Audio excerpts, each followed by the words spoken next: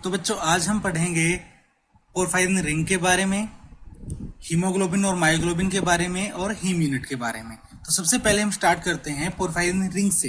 पहले porphyrin ring बनाएंगे, फिर उसमें मेटल किस तरीके से एडजस्ट होता है, किस जगह पे कोऑर्डिनेशन बनाता है वो देखेंगे, और उसके बाद हम बात करेंगे हीमोग्लोबिन की, मायोग्लोबिन की और उनके फंक्शंस की। तो स्टार्ट करते हैं पोरफायरिन रिंग से। सबसे पहले पोरफायरिन का स्ट्रक्चर बनाने के लिए हमें 4 नाइट्रोजन को राइट अप करना है। पहला नाइट्रोजन, दूसरा नाइट्रोजन, और लगभग इक्वी डिस्टेंस हो, सारे एक दूसरे से बराबर दूरी पे हों। अब जो 4 नाइट्रोजन बनाए हैं इन सभी के साथ क्या बनानी है, आपको 5 मेंबर रिंग बनानी है नाइट्रोजन को इंक्लूड करके। ये इससे बना दिया मैंने, इससे बना दिया, इस नाइट्रोजन से बना दिया और इस नाइट्रोजन से बना दिया। ये 5 मेंबर जो 4 रिंग बनी है इनको आपको अब ज्वाइन करना है। किससे? नाइट्रोजन से अगला जो कार्बन है, पहला कार्बन है नाइट्रोजन के बाद, उसको ज्वाइन करना है दूसरे रिंग के साथ। तो यहां से बीच में एक मिथाइलिन होगा कार्बन, यानी कि CH2 ग्रुप होगा। ऐसे ही इन दोनों रिंग को भी ज्वाइन करना है, इन दोनों रिंग को भी ज्वाइन करना है और इन दोनों रिंग को भी ज्वाइन करना है। ज्वाइन कहां से करना है? नाइट्रोजन से अगले के ऊपर, नाइट्रोजन से नेक्स्ट, नाइट्रोजन से नेक्स्ट, नाइट्रोजन से नेक्स्ट, हर जगह ऐसे ही करना है। जब ये सब ज्वाइन हो जाए उसके बाद आपको राइट हैंड में जो नीचे की तरफ वाला रिंग है, ये वाला जो रिंग है, इस रिंग के अंदर आपको क्या करना है? डबल बॉन्ड लगाने हैं इस तरीके से। और जस्ट इसके सामने, इसके अपोजिट कहां लगाने हैं आपको? लेफ्ट में ऊपर वाले पे डबल बॉन्ड लगाना है, बिल्कुल लास्ट में। पहले कहां लगाने हैं? साइड में लगाने हैं, राइट हैंड में नीचे की तरफ, और फिर लगाना है लेफ्ट हैंड में ऊपर की तरफ वाले में एक डबल बॉन्ड बिल्कुल लास्ट में। अब आपको क्या करना है? Alternate single bond and double bond बनाने हैं, alternate single bond and double bond बनाने हैं। यहां पे ये डबल बॉन्ड है तो ये सिंगल, इसके बाद यहां डबल, ये सिंगल तो इसके बाद यहां डबल। अब आपको क्या करना है? इस नाइट्रोजन को आपने क्या किया है? कोई डबल बॉन्ड नहीं बनाया, इस नाइट्रोजन के साथ आपने कोई डबल बॉन्ड नहीं बनाया, तो आपको क्या करना है? दूसरे जो नाइट्रोजन हैं इनके साथ में डबल बॉन्ड जरूर बनाना है। कैसे बनाओगे? ये डबल बॉन्ड आ गया, अब ये सिंगल बॉन्ड है, ये डबल बॉन्ड, ये सिंगल बॉन्ड है, ये डबल बॉन्ड, यहां पे ये डबल बॉन्ड है तो ये सिंगल बॉन्ड आएगा, यहां डबल बॉन्ड, और ये सिंगल बॉन्ड आके यहां डबल बॉन्ड, ये डबल बॉन्ड तो आ गए। इसके बाद जो आपकी 2 रिंग बच गई, लेफ्ट में नीचे वाली ये रिंग और राइट में ऊपर वाली ये रिंग, इन दोनों रिंग के अंदर एक एक डबल बॉन्ड और आपको यहां लगा देना है। और इस चीज का बिल्कुल ध्यान रखना है कि ये डबल बॉन्ड लगाए हैं जो आपने, ये डबल बॉन्ड और ये डबल बॉन्ड, इनकी वजह से अल्टरनेशन में कोई इफेक्ट नहीं आएगा। बॉन्ड, डबल बॉन्ड जो है वो अल्टरनेट होंगे। ये डबल है तो यहां सिंगल फिर डबल, ये डबल है तो यहां सिंगल यहां डबल, अल्टरनेट होंगे। Single bond and double bond लगातार नहीं होंगे। ठीक है, इतना बनाने के बाद अगर आपको सिर्फ पोरफायरिन रिंग का स्ट्रक्चर बनाना है तो आपको नाइट्रोजन, आपको पता है 3 बॉन्ड बनाता है, 3 कोवेलेंट बॉन्ड बनाता है। तो आपको जिस नाइट्रोजन के 3 बॉन्ड नहीं है, देखो इस नाइट्रोजन के double bond single bond total 3 bond, इस नाइट्रोजन के double bond single bond total 3 bond, इस नाइट्रोजन के 2 सिंगल बॉन्ड सिर्फ, इस नाइट्रोजन के भी 2 सिंगल बॉन्ड सिर्फ, यानी कि आपको इनके साथ क्या करना है? हाइड्रोजन अटैच कर देना है, तब जाके ये क्या बनेगी? पोरफायरिन रिंग बनेगी। अब जो डिफरेंट टाइप के हीम ग्रुप हैं उनके अंदर क्या होता है? जस्ट इन हाइड्रोजन्स को रिमूव करके, इन हाइड्रोजन को रिमूव करके यहां पे क्या आएगी? मेटल आएगी, आयरन मेटल। इस आयरन मेटल के साथ ये हाइड्रोजन हटके ये सिग्मा बॉन्ड, ये सिग्मा बॉन्ड, और जो ये नाइट्रोजन है पहले से 3 बॉन्ड बना चुका है ये, तो 3 कोवेलेंट बॉन्ड बनाने के बाद ये क्या करता है कि कोऑर्डिनेट बॉन्ड बनाता है। यहां से ये नाइट्रोजन में क्या करता है? कोऑर्डिनेट बॉन्ड बनाता है। यानी कि जब आपको सिर्फ पोरफायरिन का स्ट्रक्चर बनाना है तो उसमें आयरन नहीं लिखोगे, एक नाइट्रोजन के साथ यहां हाइड्रोजन, इसके अपोजिट वाले नाइट्रोजन के साथ यहां हाइड्रोजन, NH हो जाएगा और आपकी जो रिंग है ये पोरफायरिन रिंग है। लेकिन अगर हीम यूनिट बनानी है तो आपको क्या करना पड़ेगा? आयरन के साथ Fe2+ के साथ क्या करना पड़ेगा? इसका कोऑर्डिनेशन करवाना है। कैसे करवाना है? Fe2+ के साथ एक सिंगल बॉन्ड यहाँ पे, एक नाइट्रोजन के साथ सिंगल बॉन्ड यहाँ पे, ये तो कोवेलेंट बॉन्ड हो गए, और जो नाइट्रोजन के साथ जो नाइट्रोजन क्या है पहले से ही 3 बॉन्ड बना चुकी है, उनके साथ अगर बॉन्ड बनाया तो कोऑर्डिनेट बॉन्ड, यानी ये कोवलेंट, ये कोवलेंट, ये कोऑर्डिनेट, ये कोऑर्डिनेट। इतना हो गया। अब आयरन को क्या करना है, यहां पे 6 कोऑर्डिनेशन में दिखाना है। अब 6 कोऑर्डिनेटेड कैसे होगा, 4 कोऑर्डिनेशन तो ये हो गए, एक नाइट्रोजन, दूसरा नाइट्रोजन, तीसरा और चौथा, 4 नाइट्रोजन तो हो गए। अब जो आयरन है ये 2 जगह से और कोऑर्डिनेशन करेगा। 2 जगह कहां से कोऑर्डिनेशन करेगा, एक इस पोजीशन से, दूसरा ऊपर वाली पोजीशन से। ठीक है,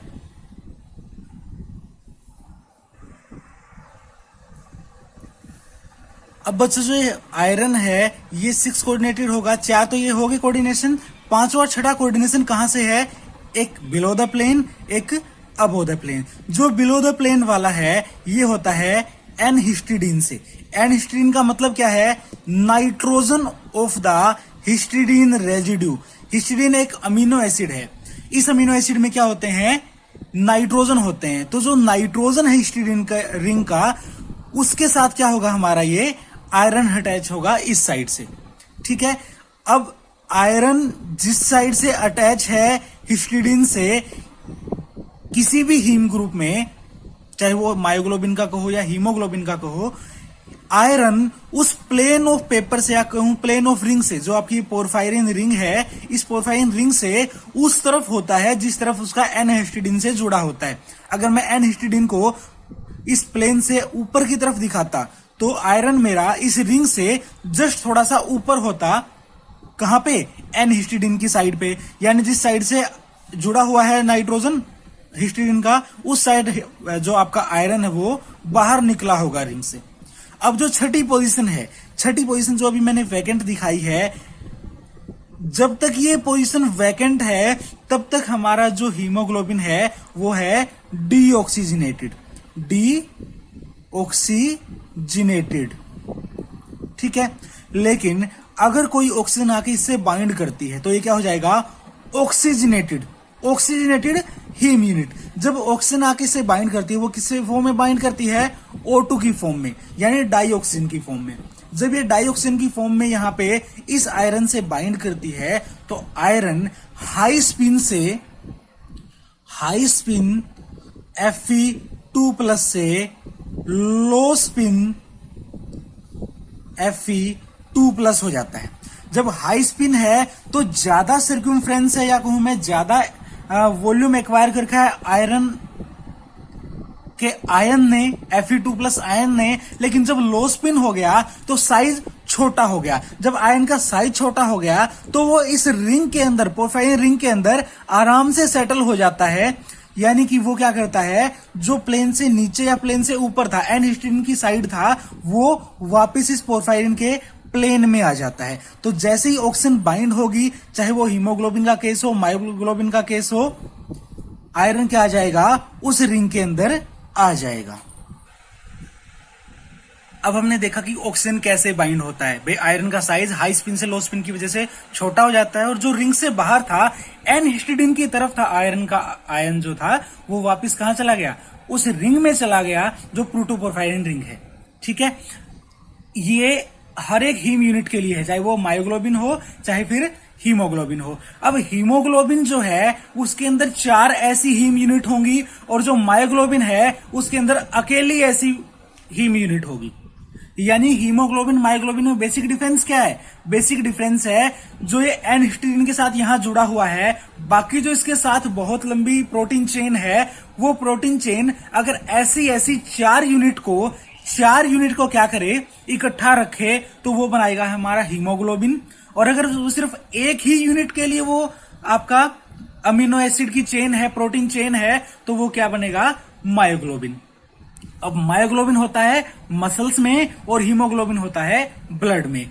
मायोग्लोबिन क्या करता है, मसल्स में जब काम करना होता है उस टाइम पे ऑक्सीजन रिलीज करता है। यानी कि ऑक्सीजन कब रिलीज करेगा, जब मसल्स को काम करना है। रिलीज कौन कर सकता है, जिसके पास स्टॉक में अवेलेबल हो। यानी मायोग्लोबिन क्या है, ऑक्सीजन स्टोरेज के यूनिट है। मायोग्लोबिन क्या करता है, ऑक्सीजन को स्टोर करता है। और हीमोग्लोबिन क्या करता है, लंग से ब्लड के थ्रू मायोग्लोबिन तक यानी मसल तक क्या करता है, ऑक्सीजन लेके जाता है।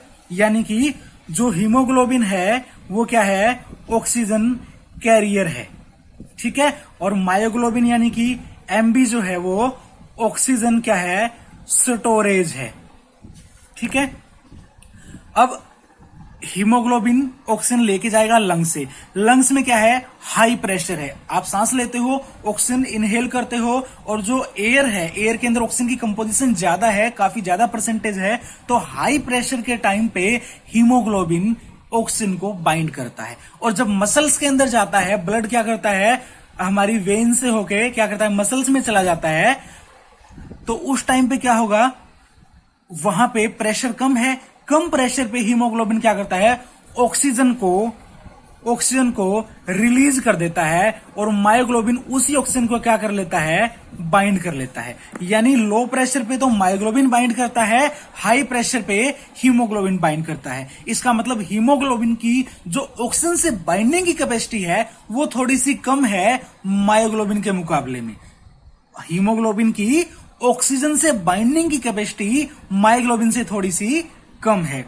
अब दूसरी बात, मायोग्लोबिन में ऑक्सीजन रिलीज, मसल्स में मायोग्लोबिन ने ऑक्सीजन रिलीज की, वहां पे रिएक्शन हुई, कार्बन डाइऑक्साइड वहां पे गैस बनी। कार्बन डाइऑक्साइड गैस जब वाटर में डिसोल्व होगी तो कार्बोनिक एसिड बनाएगी। CO2 जो रिलीज हुई है वो जब वाटर के साथ मिक्स होगी मसल्स के अंदर, क्या बनाएगी, H2CO3 कार्बोनिक एसिड बनाएगी। और कार्बोनिक एसिड का मतलब क्या है, एसिडिक इन्वायरमेंट, यानी मसल्स के अंदर इन्वायरमेंट क्या है, एसिडिक है। तो ये भी बात ध्यान रखने की है कि जो हीमोग्लोबिन है वो एसिडिक इन्वायरमेंट में जाने के बाद ऑक्सीजन को लूज कर देता है, जल्दी लूज करता है। और जो ये कार्बोनिक एसिड है ये क्योंकि स्लाइटली एसिडिक है, इसका मतलब जो मसल्स के अंदर है वो भी क्या है, स्लाइटली एसिडिक मीडियम है। तो स्लाइटली एसिडिक मीडियम के अंदर हीमोग्लोबिन की जो ऑक्सीजन बाइंडिंग की कैपेसिटी वो घट जाती है, जबकि मायोग्लोबिन उस स्लाइटली एसिडिक कंडीशन में भी ऑक्सीजन को बाइंड कर सकता है, ठीक है। अब मायोग्लोबिन ने इसे बाइंड कर लिया, और जो H2CO3 है ये कार्बोनिक एसिड यानी कि CO2 गैस है, वो हीमोग्लोबिन के साथ अटैच होती है। अभी आप ये सोचोगे कि हीमोग्लोबिन ने हीम यूनिट के आयरन से O2 बाइंड करके लेके आया था, जब लंग से आयरन से O2 बाउंड करके लेके आया था, और लंग से उसे क्या मिली, O2 तो निकल गई, CO2 मिली, तो CO2 को भी यही बाइंड करना चाहिए, लेकिन ऐसा नहीं है। ये जो CO2 है ये आयरन से बाइंड ना करके प्रोटीन चेन से बाइंड करती है। जो CO2 गैस है वो क्या करती है, प्रोटीन चेन से बाइंड करती है, और जब वो लंग्स में वापस आता है तो वहां पे ये H2CO3 से CO2 और H2O अलग अलग हो जाते हैं, और CO2 गैस रिलीज हो जाती है। हम जो एक्सहेल करते हैं वो CO2 गैस कैसे आती है, हीमोग्लोबिन के प्रोटीन से बाइंड करके मसल से, और वो कहां निकलती है, हमारी लंग्स में आ जाती है, और लंग्स से हम एक्सहेल कर देते हैं। अब दो चीजें हैं, एक है बोहर इफेक्ट और दूसरा है कोऑपरेटिविटी। ये क्या चीजें हैं? जो बोहर इफेक्ट है, बोहर इफेक्ट कहता है कि जब कंडीशन एसिडिक होगी, एसिडिक कंडीशन जैसे जैसे होगी, हीमोग्लोबिन की या फिर मायोग्लोबिन की ऑक्सीजन से बाइंड करने की जो कैपेसिटी है वो कम होती जाएगी, डिक्रीज होती जाएगी। जितना एसिडिक इन्वायरमेंट होगा, हीमोग्लोबिन हो या मायोग्लोबिन, वो धीरे धीरे ऑक्सीजन से बाइंड करने की कैपेसिटी अपनी खोती जाएंगे। अब ब्लड की जो पीएच है वो 7.4 के अराउंड है। अगर ब्लड की पीएच 6.9 तक जाएगी तो हीमोग्लोबिन सारी की सारी ऑक्सीजन से क्या करेगा, अनबाइंड हो जाएगा, यानी हीमोग्लोबिन सारी ऑक्सीजन रिलीज कर देगा। 6.9 से भी कम अगर चला जाए तो मायोग्लोबिन भी क्या करेगा, धीरे धीरे सारी ऑक्सीजन अपनी लूज कर देगा। हाँ, अगर ये जो पीएच है ब्लड की वो 7.5 से इंक्रीज हो जाती है, यानी जब ब्लड की पीएच इंक्रीज होती है, बेसिक मीडियम होता है, उस टाइम पे हीमोग्लोबिन जो है वो बहुत अच्छे से ऑक्सीजन से बॉन्ड बना लेगा और इतने अच्छे से बॉन्ड बनाएगा कि वो ऑक्सीजन को रिलीज ही नहीं करेगा। लेकिन हमें किस तरीके का इन्वायरमेंट चाहिए कि वो ऑक्सीजन से बाइंड भी करे जरूरत पड़ने पे, और जब उसे मसल में जाना है, मसल में जाने के बाद वो क्या करे, उस ऑक्सीजन को लूज भी करे। तो अपने ब्लड की जो पीएच है ना तो बहुत ज्यादा बेसिक होनी चाहिए, ना ही एसिडिक होनी चाहिए। अगर एसिडिक होगी तो हीमोग्लोबिन लंग्स में ही बाइंड नहीं करेगा ऑक्सीजन से, तो ट्रांसपोर्ट नहीं कर पाएगा। और अगर बेसिक हो गई तो हीमोग्लोबिन क्या करेगा, अच्छे से ऑक्सीडाइज हो जाएगा और ऑक्सीजन को रिलीज नहीं कर पाएगा। तो हमें जो ब्लड की पीएच है वो मेंटेन रखनी पड़ती है 7.2 के अराउंड लंग्स में और 6.9 के अराउंड मसल्स में। ठीक है। और वो मेंटेन कैसे होता है, वो मेंटेन होता है कि लंग्स के अंदर H2CO3 जो कि एसिडिक फॉर्म में था वो CO2 गैस रिलीज के न्यूट्रल वाटर बन जाता है, और मसल्स के अंदर जो वाटर है वो CO2 के साथ मिक्स होके H2CO3 यानी एसिड बनाता है, स्लाइटली जो एसिडिक है उसकी वजह से पीएच क्या है, घट जाती है और हीमोग्लोबिन ऑक्सीजन को लूज कर देता है। तो ये तो क्या था, बोहर इफेक्ट। अब बात आती है कोऑपरेटिविटी की। कोऑपरेटिविटी मायोग्लोबिन में नहीं, जस्ट हीमोग्लोबिन में होती है। अब हीमोग्लोबिन में क्यों होती है, जो हीमोग्लोबिन है उसके अंदर 4 यूनिट है किसकी, हीम की, और जो मायोग्लोबिन है उसके अंदर क्या है, 1 यूनिट है हीम की। यानी कि मायोग्लोबिन में 1 यूनिट हीम है, एक O2 मॉलिक्यूल से बाइंड किया और मायोग्लोबिन फर्दर बाइंड नहीं कर सकता, फर्दर ऑक्सीजन के साथ इंटरेक्शन नहीं है, तो यहां कोई कोऑपरेटिविटी नहीं है। कोऑपरेटिविटी कहां है, हीमोग्लोबिन में। हीमोग्लोबिन में क्या होगा, हीमोग्लोबिन के पास पहला ऑक्सीजन आएगा, एक हीम यूनिट के साथ हीमोग्लोबिन जुड़ जाएगा। जब एक के साथ जुड़ जाएगा तो आयरन का साइज छोटा हुआ एक यूनिट में, जब आयरन का साइज छोटा हुआ तो वो रिंग के बाहर से रिंग के अंदर की तरफ चला गया, बिल्कुल सेटल हो गया। सेटल हुआ तो जो ये एन हिस्टिडीन इसके साथ जो अमीनो एसिड यानी प्रोटीन की जो चेन थी, जो प्रोटीन चेन है वो क्या करेगी, थोड़ा सा इसकी तरफ मूव करेगी। जब इसकी तरफ मूव करेगी तो जो प्रोटीन चेन है वो मूव कर रही है। प्रोटीन चेन मूव करने से बाकी के जो हीम यूनिट हैं किसमें, उसी हीमोग्लोबिन मॉलिक्यूल में। बाकी जो हीम यूनिट 4 हैं, 4 में से एक सरका है, बाकी की जो 3 हैं उनकी जो प्रोटीन चेन है वो थोड़ा सा मूव करेगी। थोड़ा सा मूव करने के बाद उनका जो आयरन होगा वो दूसरी ऑक्सीजन के सेकंड O2 मॉलिक्यूल के ज्यादा प्रोक्सिमिटी में आएगा, और HbO2 जो है वो दूसरे ऑक्सीजन से मिलके क्या बनाएगा, HbO2 ट्वाइस, यानी कि 2 ऑक्सीजन बाइंड हो गए। अब क्योंकि 2 आयरन उस पोरफायरिन रिंग के प्लेन में चले गए हैं तो जो प्रोटीन चेन है वो और ज्यादा सिकुड़ेगी। जब और सिकुड़ेगी तो क्या हो जाएगा, तीसरे वाला जो ऑक्सीजन है HbO2 लगने के बाद तीसरा ऑक्सीजन और ज्यादा इजीली बाउंड कर सकता है अगले आयरन के साथ, क्योंकि आयरन के आसपास से इन्वायरमेंट क्या हो रहा है, ऑक्सीजन बाइंडिंग के लिए अनुकूल होता जा रहा है। अनुकूल हो रहा है तो क्या बनेगा, HbO2 तीसरा मॉलिक्यूल जुड़ गया। अब 3 जुड़ गए, अब सिर्फ एक जगह बच गई, एक हीम यूनिट बच गई उस मॉलिक्यूल के अंदर। तो HbO2 थ्राइस जब अगले ऑक्सीजन से मिलेगा तो HbO2 4 टाइम्स, यानी कि चौथी ऑक्सीजन जुड़ी। अब पहली ऑक्सीजन जुड़ी जब कोई ईज नहीं था, कोई आसानी नहीं थी, तब भी जुड़ गई, यानी ये वाला जो प्रोसेस थोड़ा सा स्लो होगा। अगले प्रोसेस ने क्योंकि थोड़ा सा फैसिलिटेट किया, पहले ऑक्सीजन की बाइंडिंग की वजह से थोड़ा फैसिलिटेट हुआ, तो क्या हो गया, ये वाला स्लाइटली फास्टर,